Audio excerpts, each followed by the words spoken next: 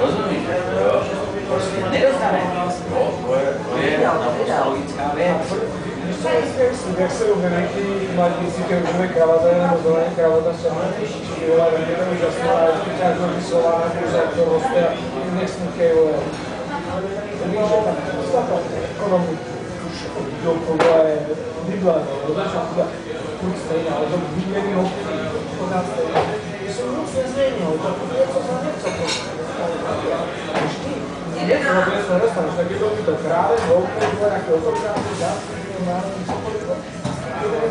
Právě to tak zašmotrka, je to právní systém, no a to není systém, to se to nebere, jo, a to tady nastačí, ale to tady tak nečíte.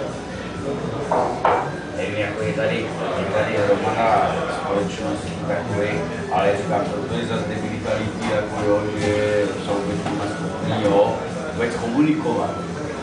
Dneska jsou lidi, dneska vidíš, dneska má každý čovin někde na něčem.